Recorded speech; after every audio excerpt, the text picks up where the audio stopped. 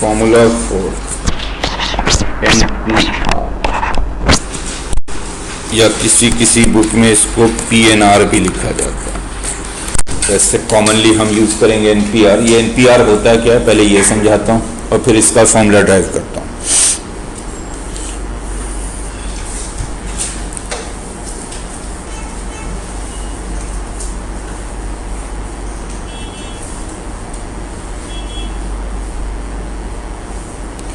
NPR का मतलब है number of permutations. Permutations means arrangement. अगर आप लिटरल मीनिंग लोगे परम्यूटेशन का तो अरेंजमेंट होता है। Number of arrangements of n different things taken r at a time. Total कितने ऑब्जेक्ट्स हैं आपके पास? n है। उनमें से r को लेकर हम अरेंजमेंट कर रहे हैं, तो जितने पॉसिबल अरेंजमेंट होंगे उसी को हम डिनोट करते हैं NPR से। लिख लीजिए NPR का मतलब क्या होता है, पॉइंट वाइज लिखते जाइएगा, भी कई सारी चीजें लिखेंगे। NPR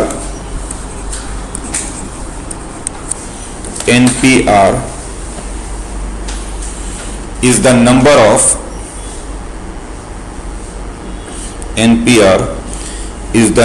of permutations के साथ ब्रैकेट में लिख लोगे arrangements. NPR is the number of permutations or arrangements of n different objects taken r at a time।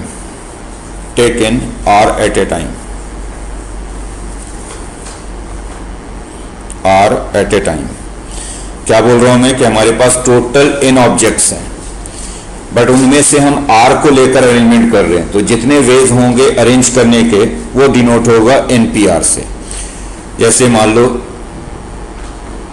अब ये 4 लोग बैठे हुए फर्स्ट बेंच पे, अब 4 में से 3 को चूज करके, किसी भी 3 को चूज करके जितने पॉसिबल वेज होंगे अरेंज करने के वो डिनोट होगा 4p3 से। 4 में से 3 को लेकर अरेंज किया, इन चारों में से किसी भी 2 को लेकर अरेंज करेंगे तो जितने पॉसिबल अरेंजमेंट्स होंगे वो 4p2 होगा। 4 में से सिर्फ एक लिया तो 4p1 होगा। एक तो ये पढ़ते हैं इसको। एक दूसरे तरीके से इसको ये भी पढ़ सकते हैं कि हमारे पास n ऑब्जेक्ट्स हैं और r वैकेंट प्लेसेस हैं। ऑब्जेक्ट कितने हैं? n, प्लेसेस कितने? r। n ऑब्जेक्ट से r प्लेसेस को फिल करना है। जितने वेज में हम फिल कर सकते हैं बिना रिपीटेशन के वही NPR होगा। तो लिख लो this is also equal to, उसी में आगे लिख लो this is also equal to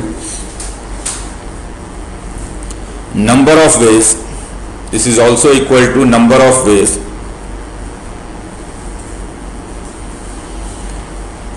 of filling r vacant places by n different objects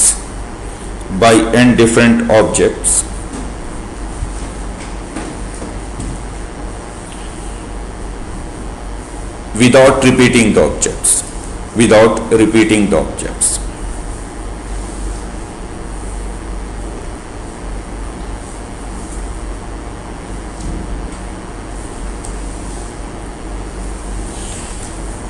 अब पहले थोड़ा एग्जांपल से समझाता हूं, फिर इसका फॉर्मूला ड्राइव करूंगा।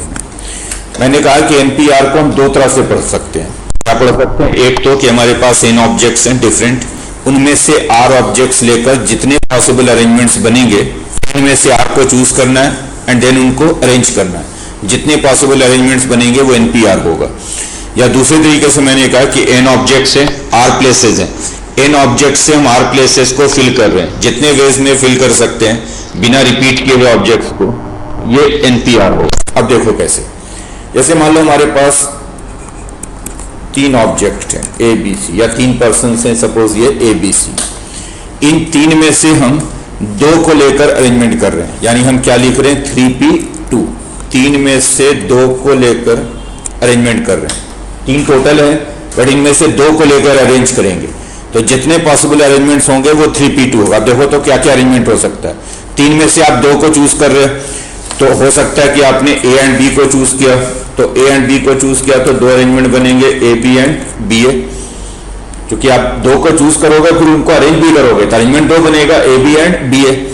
फिर हो सकता है आपने A एंड C को चूज किया तो अरेंजमेंट बनेगा AC एंड CA। हो सकता है आपने बी एंड सी को चूज किया तो अरेंजमेंट बनेगा B C and C B. तो देखो टोटल कितने अरेंजमेंट बने, 6 बने। तो 3p2 की वैल्यू 6 हो गई। समझ में आ गई बात? 3 में से 2 को लेना है, दैट सिंपली मीन्स कि एक को छोड़ना है, यही मतलब हो गया ना भाई। 3 में से 2 चूज कर रहे, दैट मीन्स कि एक को आप हटा रहे हो, तो एक को हटा सकते, यानी सी को हटा दिया से, तो सी को हटा दिया तो 2 बचे ए बी, उनका अरेंजमेंट हो जाएगा ए बी और बी ए। या बी को हटा दिया तो 2 बचे A and C, A C and C A. ए को हटा दिया तो 2 बचे बी एंड सी, अरेंजमेंट हो गया B C and C B. या इसी को अगर मैं दूसरे तरीके से कहूं तो मैंने क्या कहा कि हमारे पास 3 ऑब्जेक्ट हैं और प्लेसेस कितने फिल करने, 2। 3p2 का मतलब हो गया कि 3 ऑब्जेक्ट से आपको 2 प्लेसेस फिल करने और रिपीट नहीं करना है। तो पहले प्लेस के लिए हमारे पास 3 ऑब्जेक्ट हैं, 3 में से किसी एक को रख सकते हैं यहाँ पे, रिपीट नहीं करना है। तो दूसरे प्लेस के लिए हमारे पास 2 रह जाएंगे, इसके लिए 2 रह जाएंगे। यहां से भी वही आया, 3 into 2 की वैल्यू क्या हो गई, 6 हो गई भैया, है ना। 3 into 2 यानी 6 हो। तो 3 ऑब्जेक्ट थे, 2 प्लेसेस थे, रिपीट नहीं करना है। तो पहले वाले प्लेस पे 3 में से किसी एक को रख सकते हैं, दूसरे वाले प्लेस के लिए हमारे पास 2 ऑप्शन रह जाएंगे जो कि रिपीट करना नहीं आता। समझ में आ गई बात? ऐसे ही अगर 3p3 की वैल्यू लिखें, 3p3 का मतलब क्या हो गया कि 3 में से 3 पूरे ले लिए आपने, जो 3 में से 3 पूरे ले लिए और उसका अरेंजमेंट कर रहे। तो 3 में से 3 पूरे ले लिए, दैट मीन्स कि तीनों का अरेंजमेंट करना है। तो तीनों का अरेंजमेंट क्या हो सकता है, देखो ए बी सी हो सकता है, ए से अगर शुरू करें तो फिर ए बी सी और ए सी बी 2 हो सकते हैं। बी से शुरू करें तो 2 हो सकता है, B A C and B C A. और सी से शुरू करें तो 2 हो सकता है, C A B and C B A. फिर से 6 है ये। तो 3p3 की वैल्यू भी 6 है। अब अगर मैं प्लेसेस वाले सिस्टम से जाऊं तब भी देखो क्या होगा, 3p3 का मतलब हो गया कि 3 ऑब्जेक्ट है और प्लेस भी 3 है। 3 ऑब्जेक्ट है, प्लेस भी 3 है, तो 3 प्लेसेस मुझे फिल करने हैं, रिपीट नहीं करना है। तो पहले वाले प्लेस के लिए कितने ऑब्जेक्ट है, 3, कोई भी एक रख दिया एबीसी में से। दूसरे वाले के लिए हमारे पास 2 रह जाएंगे चूंकि रिपीट नहीं करना है, और तीसरे वाले के लिए सिर्फ 1 रह जाएगा। तो ये भी देखो वही आ रहा है, 3 into 2 into 1 वैल्यू आ रही है 6। समझ में आ रही बात? और थोड़ा बड़ा कर देते हैं। मान लो हमारे पास 4 ऑब्जेक्ट्स हैं, ए बी सी है। 4 में से 2 को लेकर हमें अरेंजमेंट करनी है, 4p2 की वैल्यू लिखनी है। तो अभी हम इसको ऐसे समझेंगे कि हमारे पास 4 ऑब्जेक्ट हैं, प्लेसेस कितने हैं, 2। तो इस वाले प्लेस के लिए कितने ऑब्जेक्ट हैं, 4, 4 में से कोई भी एक। इस वाले प्लेस के लिए हमारे पास कितने ऑब्जेक्ट हैं, 3, क्योंकि रिपीट करना नहीं है। तो 4p2 की वैल्यू कितनी होगी, 12 हो जाएगी। 4 into 3 12। आप लिख के भी देखो, अगर आप 4 में से 2 चूज करोगे और अरेंजमेंट करोगे तो 12 अरेंजमेंट बनेंगे। कैसे देखो, हम हो सकता है ए एंड बी को चूज करें तो 2 अरेंजमेंट बन गए, A B A. A and C को चूज करें तो 2 अरेंजमेंट बन गए, A C and C A. A and D को चूज किया तो 2 अरेंजमेंट बन गए, A D and D A. B and C को चूज किया तो 2 अरेंजमेंट बन गए, B C and C B. C and D को चूज, एक ए एंड डी वाला, ए एंड बी हो गया, ए एंड सी हो गया, ए एंड डी हो गया, B and C. B and D choose करें तो B D and D B, और last C D and D C. तो देखो ये 12 अरेंजमेंट है टोटल। लेकिन ये तो छोटा है, तो आप ऐसे अरेंज करके देख रहे हो, तो आपको ऐसे अरेंज नहीं करना। या तो आप प्लेसेस वाले सिस्टम से जाएं, या भी एक फॉर्मूला बताऊंगा कि एनपीआर का क्या फॉर्मूला है, उससे। तो दोनों से हो जाता है। अगर आपको फॉर्मूला याद ना हो तो आप प्लेसेस से चले जाएं। एनपीआर का मतलब हो जाता है कि एन ऑब्जेक्ट है, आर प्लेसेस है, एन ऑब्जेक्ट से मुझे आर प्लेसेस फिल करना, रिपीट नहीं करना। तो अगर आपको फॉर्मूला नहीं भी याद होगा तो आप लिख दोगे वैल्यू। जैसे मान लो आपको वैल्यू लिखनी है 5p3 की, सपोज कि 5p3 की वैल्यू, क्या आपको सपोज फॉर्मूला नहीं याद है, तो आप इसको ऐसे पढ़ोगे कि 5 ऑब्जेक्ट है, 3 प्लेसेस है। 5 ऑब्जेक्ट से मुझे 3 प्लेस फिल करना है और रिपीट नहीं करनी। 5 ऑब्जेक्ट से 3 प्लेस फिल करना, रिपीट नहीं करना। तो यहाँ पे कितने ऑप्शन हो गए, 5। 5 में से कोई एक, अगले वाले के लिए रह जाएंगे 4, अगले वाले के लिए रह जाएंगे 3। तो कितना हो गया ये, 5 into 4 into 3 कितना हो जाएगा ये, 60। अब 60 लिखना तो बड़ा काम हो जाएगा ना। छोटे में तो मैं लिख के दिखा रहा था, बड़े में आप लिख के तो दिखाओगे नहीं, आप सीधा कहोगे कि इसकी वैल्यू 60। मान लो अगर मैं आपसे पूछता हूँ कि 7p4 की वैल्यू क्या होगी, तो अब मैं कहूँगा कि 7 ऑब्जेक्ट हैं, कितने प्लेसेस हैं, 4 प्लेसेस हैं। 7 ऑब्जेक्ट, प्लेसेस 4 है, रिपीट नहीं करना है। तो इसके लिए कितने ऑप्शन हो गए, 7, इसके लिए 6, इसके लिए 5, इसके लिए 4, कितना बन रहा है ये 20 इंटू 120 840, तो इसकी वैल्यू हो गई 840। बोलो ठीक है ये। तो एक तो आप ऐसे लिख लोगे, अगर फॉर्मूला नहीं यूज करना चाहते तो आप सीधा सीधा ऐसे लिख। अब फॉर्मूला ड्राइव करते हैं कि अगर मुझे जनरल लिखना हो कि एनपीआर की क्या वैल्यू होगी तो कैसे ड्राइव करेंगे ये देखिए। तो अब मैं फॉर्मूला ड्राइव कर रहा हूं किसके लिए, एनपीआर के लिए। फॉर्मूला फॉर एनपीआर,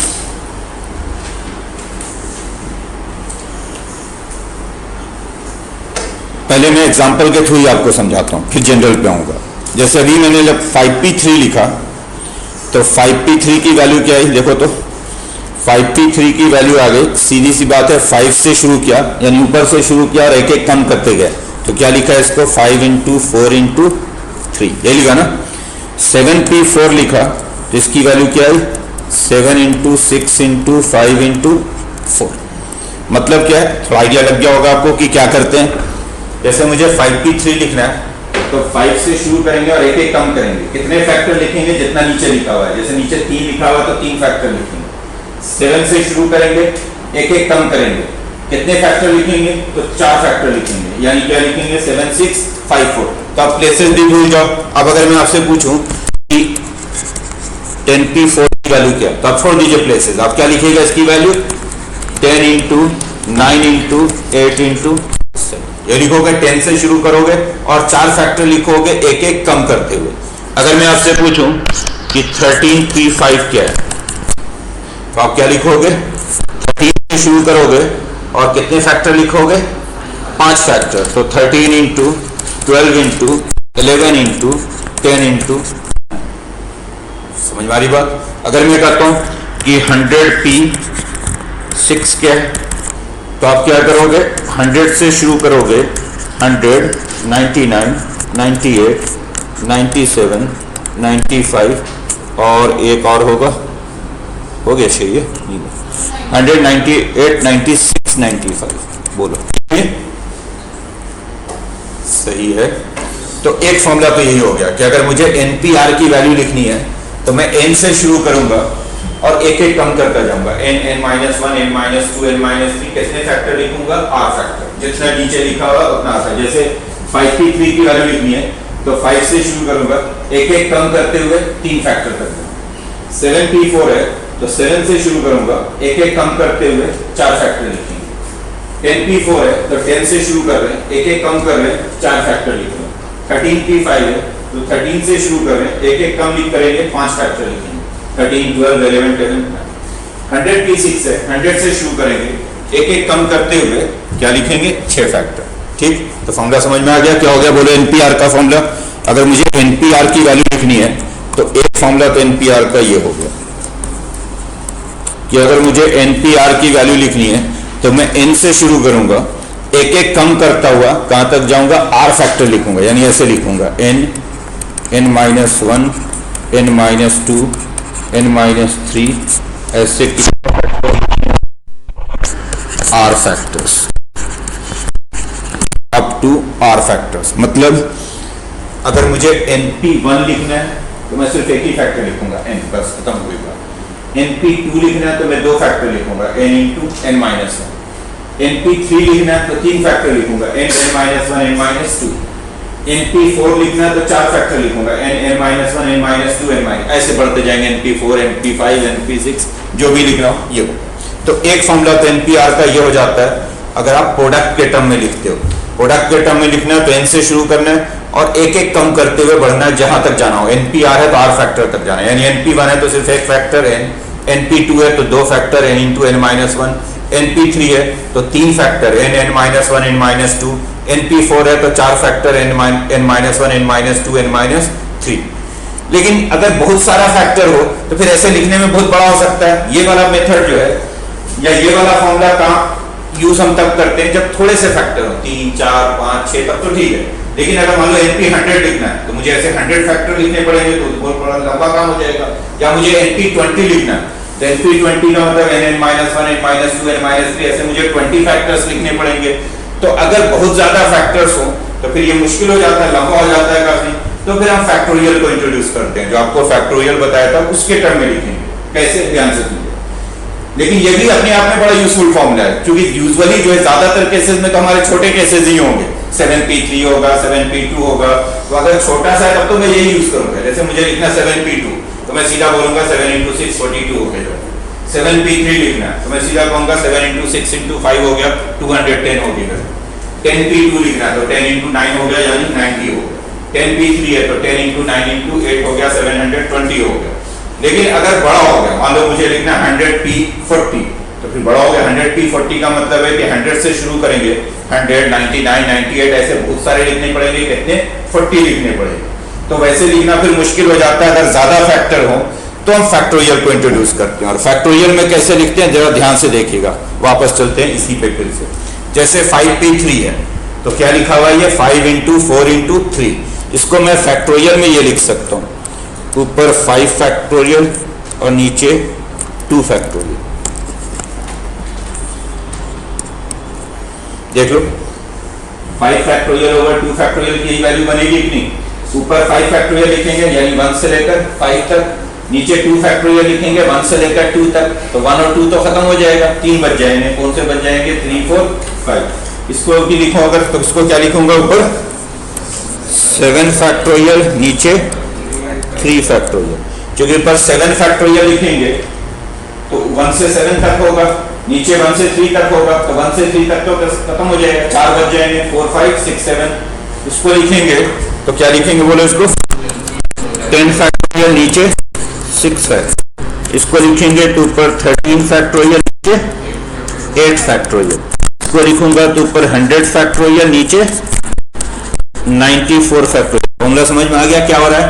ऊपर लिखेंगे इसका फैक्टोरियल, नीचे लिखेंगे इन दोनों के डिफरेंस का फैक्टोरियल। जैसे ऊपर 5 फैक्टोरियल नीचे 5 - 3 2 फैक्टोरियल, ऊपर 7 फैक्टोरियल नीचे 7 - 4 3 फैक्टोरियल। 10p4 है तो ऊपर 10 फैक्टोरियल नीचे 10 - 4 6 फैक्टोरियल। 13p5 है तो ऊपर 13 फैक्टोरियल नीचे 13 - 5 8 फैक्टोरियल। 100p6 है तो ऊपर 100 फैक्टोरियल नीचे 100 - 6 94 फैक्टोरियल। तो बन गया फॉर्मूला। क्या फॉर्मूला बन गया, अगर मुझे NPR की वैल्यू फैक्टोरियल में लिखनी हो तो मैं लिखूंगा NPR को, क्या लिखूंगा बोलो, ऊपर n फैक्टोरियल और नीचे n - r फैक्टोरियल। तो NPR हो गया ऊपर n फैक्टोरियल नीचे n - r फैक्टोरियल। तो 2 फॉर्मूले NPR के लिए, ये दोनों फॉर्मूला काम आता है, दोनों का अपना अपना यूज है। अगर ज्यादा फैक्टर होते हैं तो हम फैक्टोरियल में लिखते हैं, अदरवाइज हम सीधा प्रोडक्ट में लिख देते हैं। जैसे अगर मुझे NP1 लिखना है तो मैं क्यों फैक्टोरियल में लिखूंगा, सीधा बोलूंगा n। अगर NP2 लिखना है तो मैं 2 फैक्टर बोलूंगा n × n - 1। NP3 लिखना है तो मैं 3 फैक्टर बोलूंगा n - 1 n - 2। या मुझे सपोज 10p2 लिखना है तो मैं फैक्टोरियल में क्यों जाऊंगा, 10p2 सीधा बोलूंगा 10 × 9 है यानी 90 है।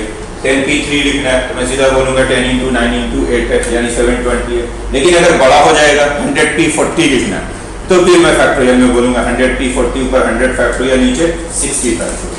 समझ में आ गई बात। तो दोनों फॉर्मूले आपको याद रखने, ये दोनों ही यूज करेंगे हम जरूरत के हिसाब से अपनी। अब जरा आगे बढ़ते हैं।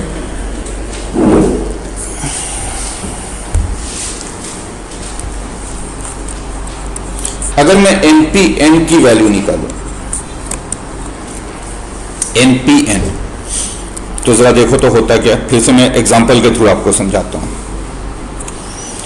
जैसे अगर मुझे 3p3 की वैल्यू निकालनी है तो प्रोडक्ट में लिखूं तो क्या है ये, 3 × 2 × 1, यही है ना, 3 × 2 × 1, बोलो है ही नहीं भाई। 3 से शुरू करना, 3 फैक्टर लिखना है एक एक कम करते हुए, तो इसको मैं क्या बोल सकता हूँ, ये 3 फैक्टोरियल है, बोलो है या नहीं।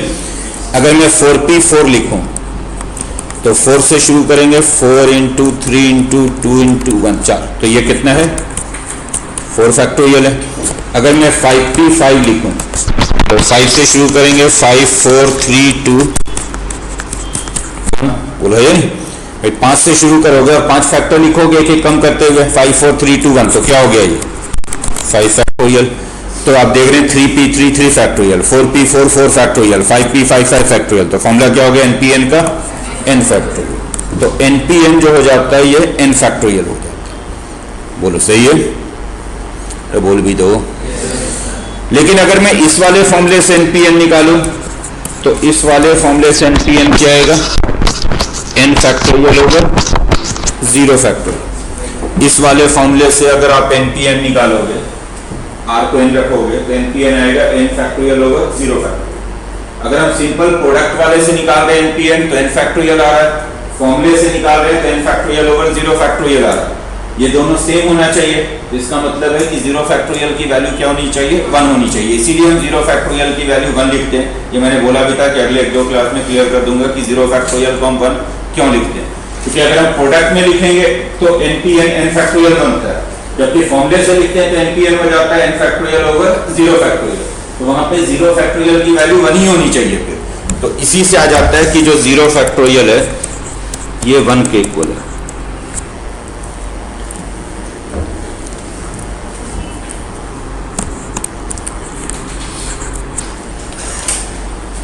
समझ में आ गई बात? तो फिर से बोल देता हूं एक बार सारी बातें शॉर्ट में। क्या क्या बोला मैंने कि अगर NPR है तो ये एक्चुअली है क्या, पहले तो ये समझे। तो NPR को हम 2 तरह से पढ़ते हैं। NPR को या तो ऐसे पढ़ो कि n ऑब्जेक्ट्स हैं, उनमें से R ऑब्जेक्ट्स हम चूज करके उनकी अरेंजमेंट कर रहे हैं। जितने पॉसिबल वेज होंगे अरेंजमेंट करने के वो NPR है। तो NPR is the number of arrangements of n different objects taken R at a time without repeating the, वैसे भी taken R ले रहे हैं n different में से, तो रिपीट हम नहीं कर रहे हैं। या दूसरे तरीके से इसको हम पढ़ते हैं कि n ऑब्जेक्ट्स हैं, R प्लेसेस हैं, n ऑब्जेक्ट से R प्लेसेस फिल कर रहे हैं बिना रिपीटेशन के, वो NPR है। फॉर्मूला क्या बना इसका? तो NPR का 2 फॉर्मूला हो गया। एक तो n से शुरू करो और एक एक कम करते हुए R फैक्टर लिखो। जैसे 10p3 लिखना है तो 10 9 8, 10p4 लिखना है तो 10 9 8 7, 20p6 लिखना है तो 20 से शुरू करके 6 फैक्टर, यानी 20 19 18 17 16 एंड 15 तक।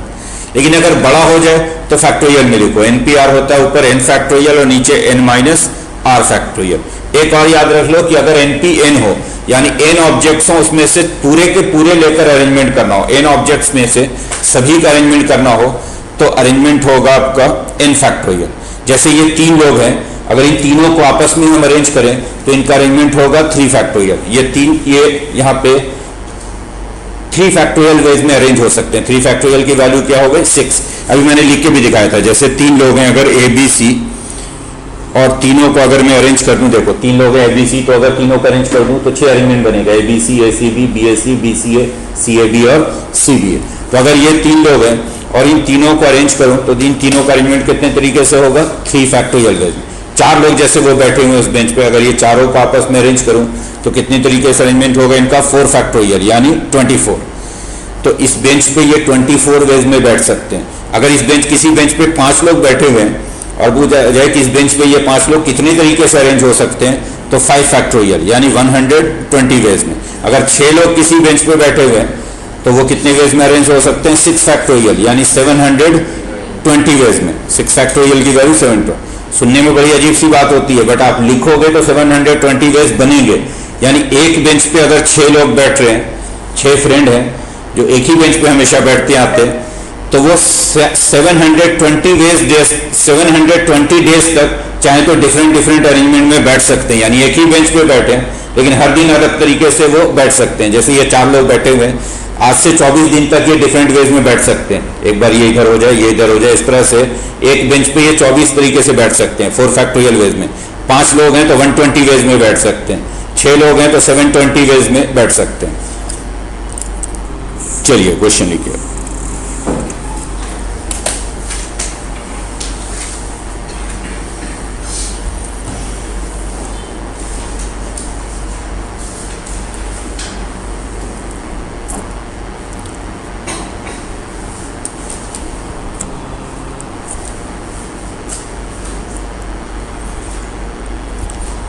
लिखो सॉल्व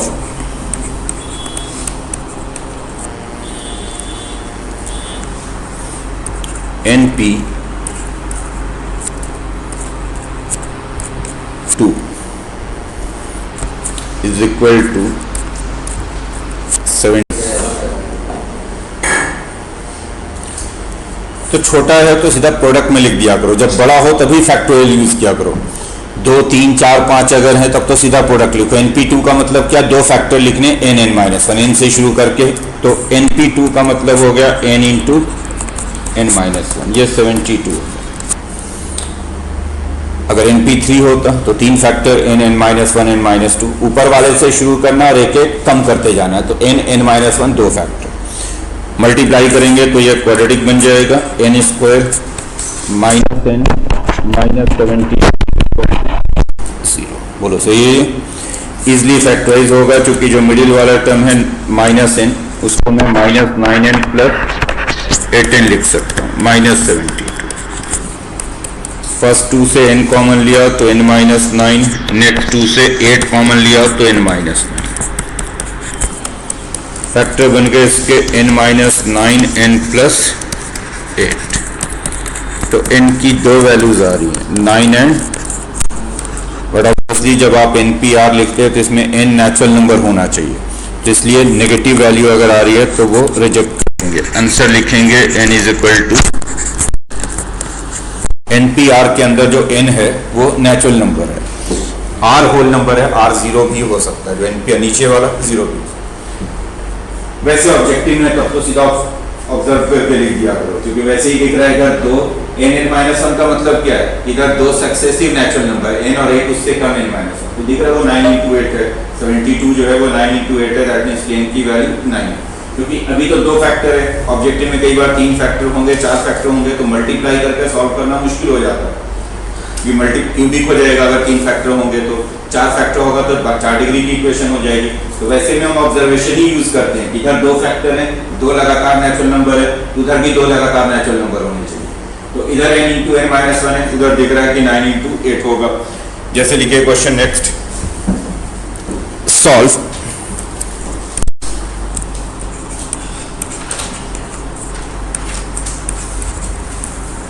NP3 = 720, n की value find.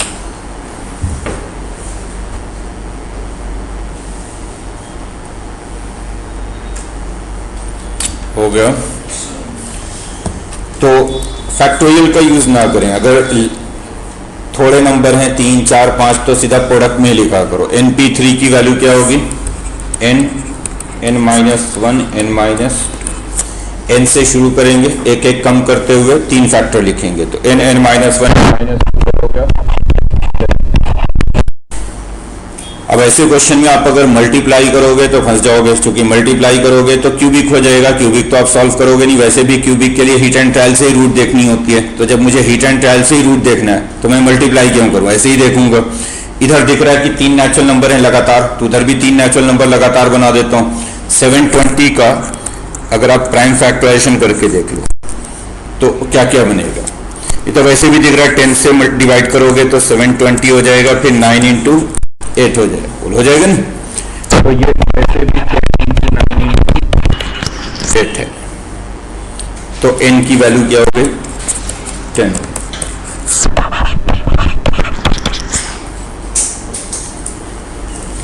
Next question, solve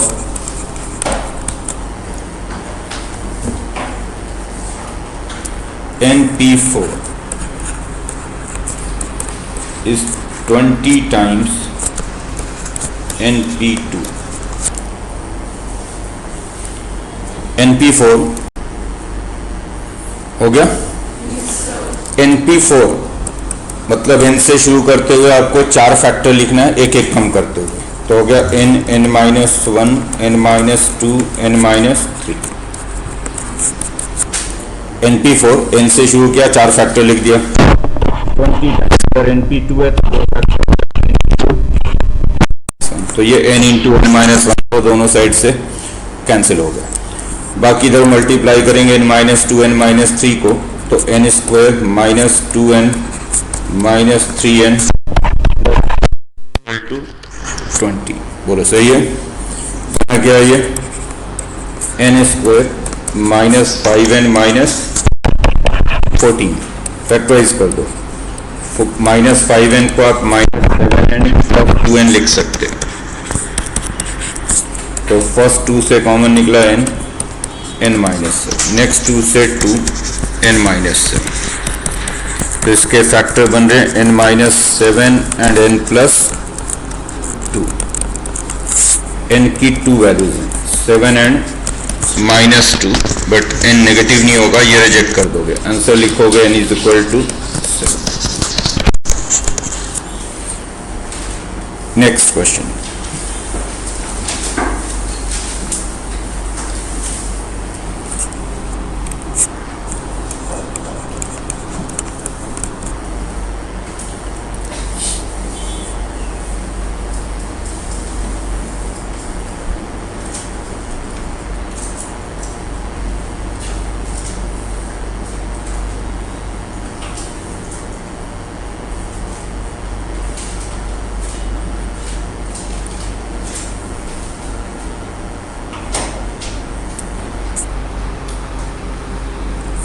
NP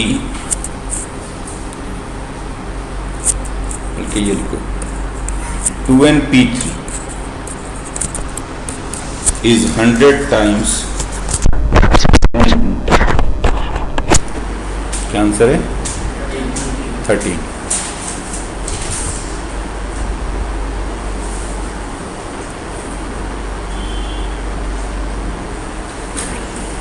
to N P three, तीन फैक्टर लिखना है 2n से शुरू करके, तो 2n minus 1 and 2n minus 2n minus 1, 2n minus 2, n 100 p2 n minus n तो खत्म हो, तो ये 2 टाइम्स 2n माइनस 1 और फिर 2n माइनस 2 से भी 2 कॉमन निकलेगा, n माइनस 1, उधर 100 टाइम्स n माइनस, तो ये n माइनस 1 भी कैंसिल हो गया, 2n उधर 25 हो गया, तो 2n माइनस 1 की वैल्यू 25 है, 2n 26 and 30। Next question, solve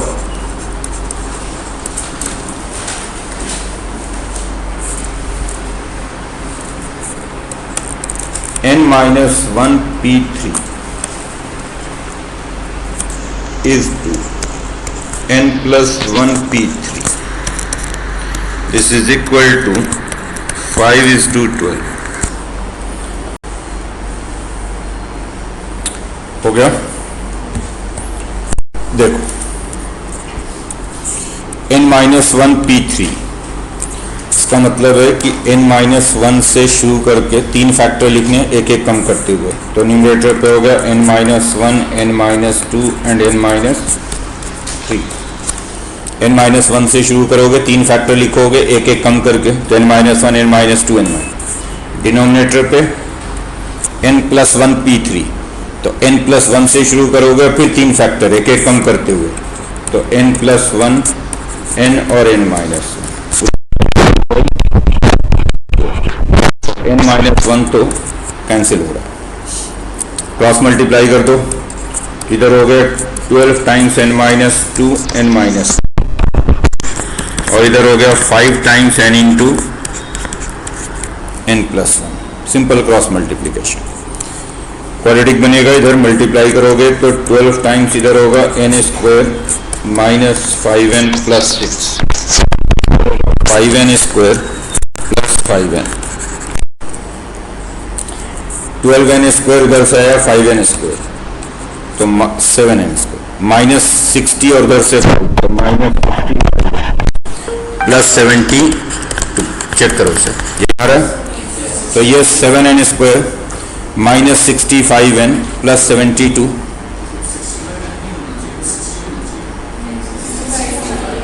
इधर का माइनस 65 उधर से भी तो आ रहा है, पूरा सिंप्लीफाई करके लिखा हुआ है, फैक्टराइज हो जाएगा ये 7n स्क्वायर, ये जो माइनस 65n है इसको अगर मैं फैक्टराइज करूं तो 72 होता 36 इंटू 2,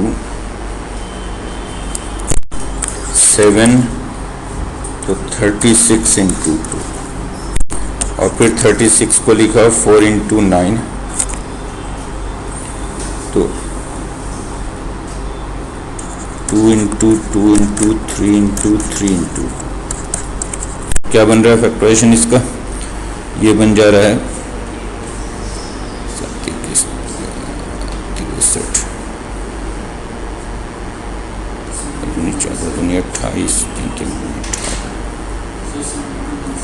कितना, ठीक बोल रहे, माइनस 72 प्लस 7 एंड माइनस नहीं 7, ठीक है, प्लस 72 बोलो सही है। फर्स्ट 2 से आप 7 एंड कॉमन लोगे तो n plus 1, then minus 72 common लोगे तो n, गड़बड़ हो रहा है, गलत हो रहा ना ये तो, क्योंकि 7n कॉमन लेंगे तो n प्लस 1, वहाँ माइनस 72 कॉमन लेंगे तो n प्लस 1, इससे नहीं बनेगा बात, 72 और n से 72 एंड 7 से तो नहीं होगा। क्वाड्रेटिक का फॉर्मूला लगा दो, minus b plus minus under root B square, तो 65 का square 4ac, 4 into 7 into 72 over 2 है, 2 into minus B plus minus under root B square minus 4ac by 2, क्या बन गया अब ये 65 का स्क्वायर करोगे तो 4225, और ये कितना बन रहा है 4 इंटू 7 इंटू 72 कितना 2016 बाई 14, तो ये बन गया 65 प्लस माइनस, अब कितना होगा ये 2209 बाई 14, परफेक्ट स्क्वायर है ये, 46 का है 47 का बिल्कुल, तो ओवर 14, तो हुआ क्या ये अल्टीमेटली 8 तो हो जाएगा, क्लास में क्यों नहीं आया,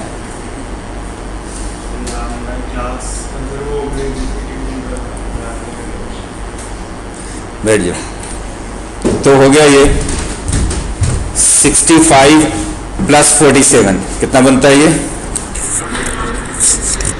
112 बाई 14 एक तो हो रहा है, और 65 माइनस 47 ये तो हो रहा है 18 बाई 14, तो एक तो 8 आ रहा है और एक 9 बाई 7 आ रहा है, बट ये n जो होना चाहिए ये नेचुरल नंबर होना चाहिए, इसलिए आंसर जो लिखोगे वो लिखोगे n is equal to 8।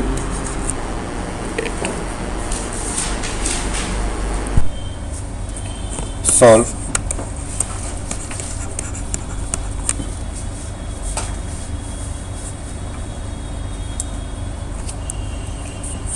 Thirty times NP6 is equal to n plus 2p7,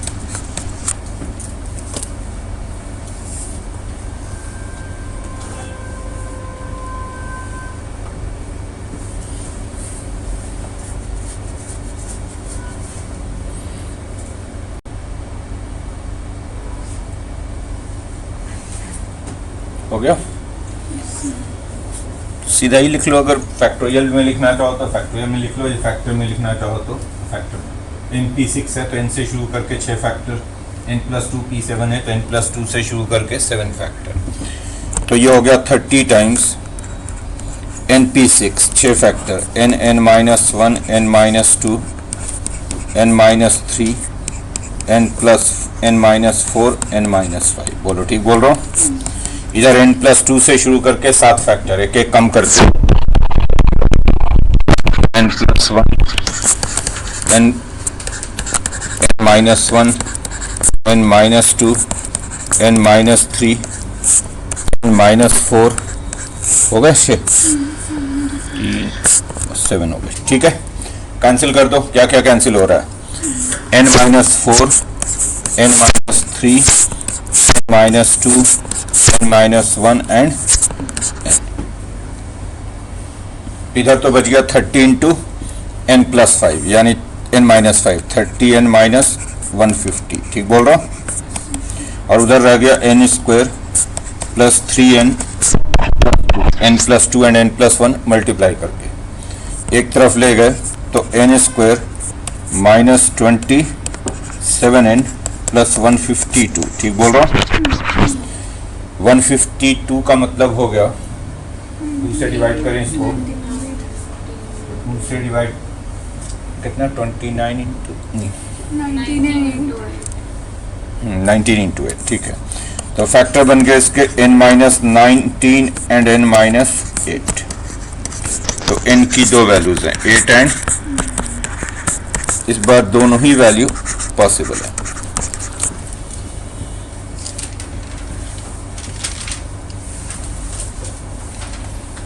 बोलो ठीक है। ये एक बात और सुन लीजिए, जब आप NP-R लिखते हैं तो n should be greater than और इक्वल टू r, यानी अपर वाला लोअर वाले से ज्यादा होता है। वो इसलिए कि NP-R को आप पढ़ते क्या है कि n ऑब्जेक्ट हैं, उनमें से r चूज करके अरेंजमेंट करना है। तो n में से ही r चूज कर रहे हो तो नीचे वाला तो उससे कम ही होगा ना, जो किसी में से आपने चूज किया। तो ये भी ध्यान रखा करें, कई बार क्या होता है कि जैसे n की वैल्यू अगर 6 से कम आ जाएगी तो भी रिजेक्ट हो जाएगा। मान लो इसमें n की वैल्यू 6 से कम आ जाती है, क्योंकि NP 6 है तो n 6 से कम नहीं हो सकता। तो अगर n की वैल्यू 6 से कम आ जाए तो वो भी रिजेक्ट हो जाएगा। नेक्स्ट क्वेश्चन, NP-R में n should be greater than और इक्वल टू r, इक्वल हो सकता है बट n r से कम नहीं हो सकता। नेक्स्ट क्वेश्चन लिखिए, solve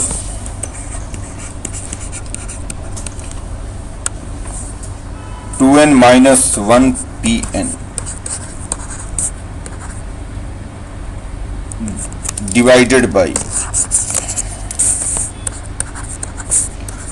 2n plus 1 pn minus 1 is 22/7। n find करें।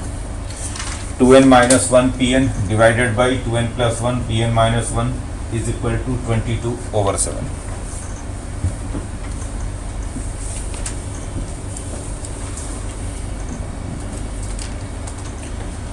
जैसे अभी मैंने कहा था अगर लिमिटेड फैक्टर हो NP1 NP2 NP3 ऐसा, तब तो प्रोडक्ट में लिखो। लेकिन अगर आपको नहीं पता कि n कितने फैक्टर है या बहुत ज्यादा फैक्टर है तो फिर फैक्टोरियल में लिखो। देखो NP-R जब भी लिखना हो तो न्यूमरेटर पे n फैक्टोरियल और डिनोमिनेटर पे n माइनस r फैक्टोरियल, दोनों का डिफरेंस। इसको क्या लिखेंगे हम, न्यूमरेटर पे 2n माइनस 1 फैक्टोरियल, डिनोमिनेटर पे डिफरेंस लोगे दोनों का तो हो जाएगा n minus 1 factorial divided by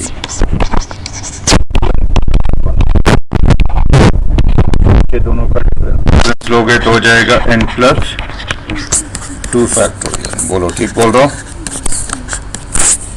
ये हो गया 2n माइनस 1 फैक्टोरियल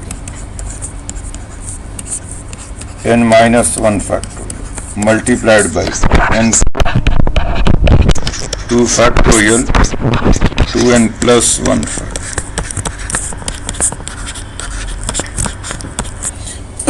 अब देखो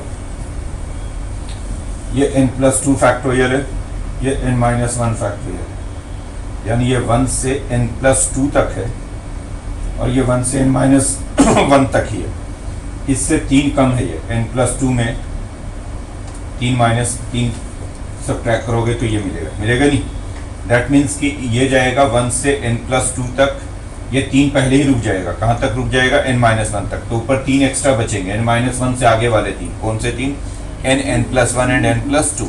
तो जब आप इससे इसको डिवाइड करोगे तो आखिर के 3 बच जाएंगे, जो लास्ट के 3 बड़े वाले हैं। कौन से, सबसे बड़ा n प्लस 2, फिर n प्लस 1 और फिर n। तो ये कैंसिल होकर 3 बचे। कौन से, n plus 2, n plus 1 and n। ऐसे ये 2n माइनस 1 फैक्टोरियल है, ये 2n प्लस 1 फैक्टोरियल। बड़ा कौन सा है, ये। कितना बड़ा है, 2 बड़ा। 2n माइनस 1 में 2 ऐड करोगे तो ये बना। दैट मीन्स इसमें 2 एक्स्ट्रा फैक्टर रहेंगे, लास्ट वाले 2 बच जाएंगे डिवाइड करके। लास्ट वाले 2 यानी जो बड़े वाले 2 होंगे। कौन से, 2n प्लस 1 एंड 2n। बोलो ठीक है। ये तो न्यूमरेटर पे 3 बच जाएंगे। कौन कौन से 3 बन जाएंगे, n plus 2, n plus 1 and n। और डिनोमिनेटर पे 2 बच जाएंगे, 2n प्लस 1 एंड 2n। ठीक बोल रहा हूँ। बोल भी दो।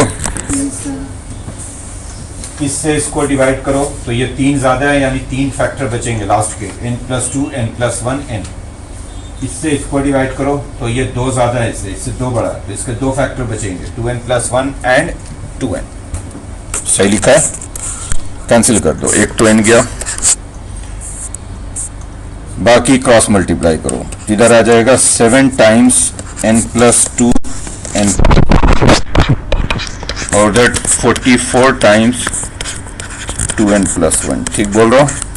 मल्टीप्लाई करोगे तो आएगा 7n², 21n, और उधर से आ जाएगा 88n। 21 माइनस 88 कितना हो गया? 67n। 7 और उधर से 14 और उधर से 44, तो -30। ठीक बोल रहा हूं? फैक्टराइज कर दो, 7n² जो मिडिल वाला टर्म मैं ये लिख सकता हूँ, -70n + 3n। फर्स्ट 2 से 7n कॉमन ले लो, तो n माइनस, नेक्स्ट 2 से 3 कॉमन ले लो, तो n की 2 वैल्यूज आ रही हैं। कौन कौन सी? 10 एंड -3/7। बट ये तो आप रिजेक्ट कर दोगे, आंसर लिखोगे सिर्फ n = 10।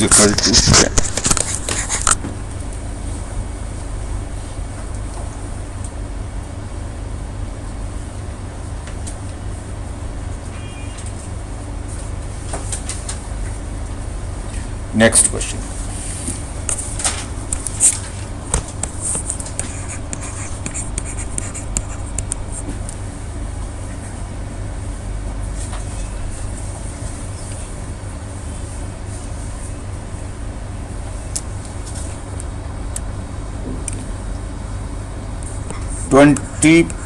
PR is 13 times 20PR-1। लिखो तो 20 फैक्टोरियल, नीचे दोनों का डिफरेंस 20 माइनस R फैक्टोरियल, यहाँ 20 फैक्टोरियल अगेन डिफरेंस दोनों का, तो हो गया ये 20 फैक्टोरियल और डिनोमिनेटर में 20 minus R factorial 13 times. Difference लेंगे तो होगा R फैक्टोरियल। बोलो सही है? 20 फैक्टोरियल तो दोनों साइड पे कैंसिल हो रहा है। बोलो, क्रॉस मल्टीप्लाई कर देंगे तो इधर 21 minus R factorial over 20 minus R factorial 13। यही हो गया, ये ऊपर आ गया 21 माइनस R फैक्टोरियल ओवर, इससे एक ज्यादा है ऊपर, ये 20 माइनस R है, वो एक बढ़कर है 21 माइनस R है, मतलब दोनों में एक फैक्टर का डिफरेंस है सिर्फ, इससे एक ज्यादा है, जो ज्यादा है उसका फैक्टर बच जाता है, भाई जितना ज्यादा होगा उतना फैक्टर बच जाएगा, तो इसमें एक ज्यादा है यानी एक फैक्टर बचेगा, इससे इसको डिवाइड करेंगे, एक फैक्टर बचेगा सबसे बड़ा वाला, लास्ट वाला, यानी क्या बच जाएगा? इसको डिवाइड करके 21 माइनस R, तो 21 माइनस R की वैल्यू हो गई 13। बोलो सही है? तो R क्या आ गया यहाँ से? 8। Next question, solve 56 PR + 6 divided by 54 PR + 3 800।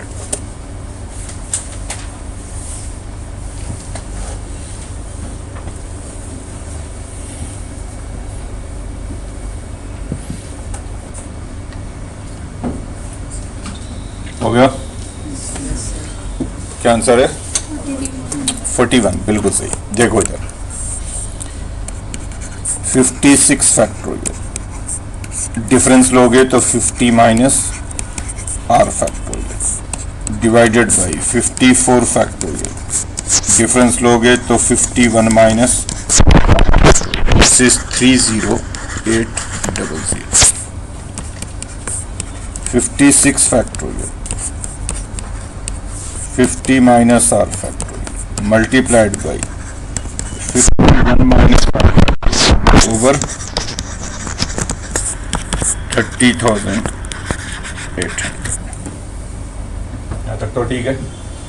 ये 56 ये 55 डिवाइड करोगे सारे कैंसिल हो गए, दो बच जाएंगे लास्ट वाले दो, कौन से 56 एंड 55। ये 51 माइनस आर, ये 50 माइनस आर, ये ज़्यादा है, एक ज़्यादा है, तो लास्ट वाला बच जाएगा सिर्फ कौन सा 51 माइनस आर। तो न्यूमरेटर पे एक तो 56 रह गया, एक 55 रह गया और एक 51 माइनस आर। बोलो ठीक है ये। तो यहाँ से 51 माइनस आर की वैल्यू हो गई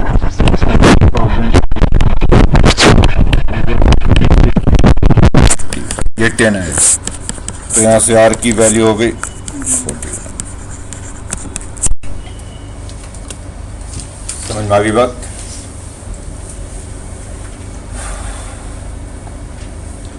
चलिए क्वेश्चन लिखते हैं।